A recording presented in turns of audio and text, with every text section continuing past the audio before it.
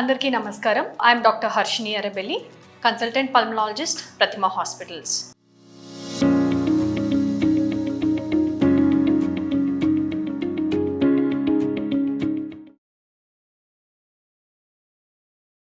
So ఇప్పుడు కొత్తగా మనము హెచ్ఎంపివి వైరస్ గురించి వినడం జరుగుతుంది. దాంతో వచ్చే రెస్పిరేటరీ అంటే శ్వాసకోశకు సంబంధించిన ఇష్యూస్, ప్రాబ్లమ్స్ కూడా వినడం జరుగుతుంది. అయితే ఇది చైనాలో మొట్టమొదటిసారి అవుట్ బ్రేక్ అనేది చూసాము. బట్ దీని గురించి ఏమీ భయపడాల్సిన అవసరం లేదు, ఎందుకంటే ఇది 2001లో డిటెక్ట్ అయిన వైరస్, ఇదేం కొత్త వైరస్ కాదు. But at the same time కొన్ని చేంజెస్ అనేవి జరిగి అది ఇప్పుడు అవుట్ బ్రేక్ అనేది జరుగుతుంది. సో కోవిడ్లో లాగా డిఫరెంట్ వేవ్స్ ఉండొచ్చు, లేదా ఇది మైల్డ్గా థర్డ్ వేవ్ ఆఫ్ కోవిడ్ లాగా మైల్డ్గానే ఉండిపోవచ్చు. ఇప్పటికీ మనకు దాని సివియారిటీ ఏంటి అనేది పర్ఫెక్ట్గా తెలీదు. But at the same time ఇండియాలో మాత్రం 3 కేసెస్ డిటెక్ట్ అవ్వడం జరిగింది, గుజరాత్లో, కర్ణాటకలో అండ్ రాజస్థాన్లో.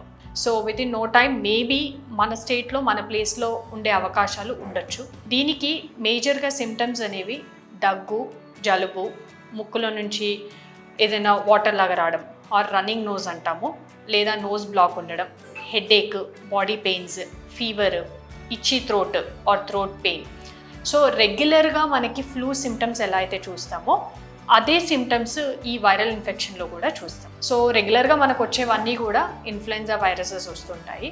మైల్డ్ సిమ్టమ్స్ ఉన్నప్పుడు అవుట్ పేషెంట్ బేసిస్ మీద ట్రీట్మెంట్ తీసుకోవచ్చు. 5 to 7 days ఈ సిమ్టమ్స్ అనేవి ఉంటాయి. సిమ్టమాటిక్ ట్రీట్మెంట్ అంటే ఫీవర్ వస్తే పారాసిటమాల్ వేసుకోవడం, బాడీ పెయిన్స్ వచ్చినా ఎసిక్లోఫెనాకో పారాసిటమాల్ వేసుకోవడం, సో ఆవిర్ అనేది తీసుకోవడం. సో ఇలాంటి బేసిక్ సిమ్టమాటిక్ ట్రీట్మెంట్ కూడా మైల్డ్ ఉన్నప్పుడు సరిపోద్ది.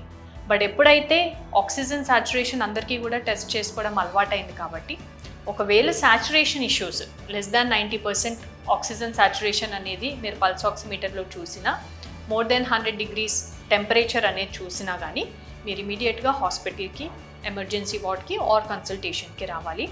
అలా అయితే మనం ఎక్స్రే కానీ సిటీ స్కాన్ కానీ చేసి ఏమన్నా న్యూమోనియా లాంటిది ఏమన్నా ఫామ్ అయిందా చూడొచ్చు. దానికి స్పెసిఫిక్గా ట్రీట్మెంట్ ఉంటుంది. దాని గురించి ఎక్కువ భయపడాల్సిన అవసరం ఏమీ లేదు. వీటికి సంబంధించి టెస్టింగ్ కూడా కిట్స్ ఉన్నాయి. సో మనం కోవిడ్లో ఎలా అయితే ర్యాపిడ్ యాంటీజెన్ టెస్టింగో, ఆర్టీపీసీఆర్ చేసామో, దీనికి కూడా ఇది కూడా కోవిడ్ లాగా ఒక వైరసే కాబట్టి దీనికి కూడా same way rapid antigen testing and RTPCR test అనేవి ఉంటాయి. సో అప్పుడు ఫాలో అయినట్టు ఇప్పుడు కూడా social distancing, mask, hand wash, క్రౌడ్ని అవాయిడ్ చేయడం, స్పెసిఫిక్గా వేరే కంట్రీస్కి, వేరే స్టేట్స్కి ట్రావెల్ని అవాయిడ్ చేయడం, ఇలాంటివి రూల్స్ ఫాలో అయితే మీరు సేఫ్గా ఉండొచ్చు.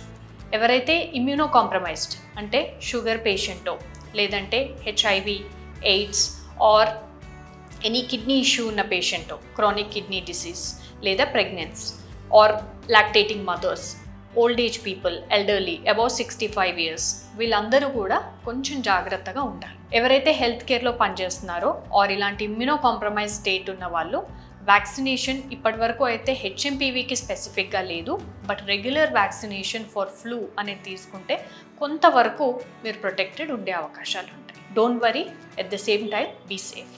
Thank you.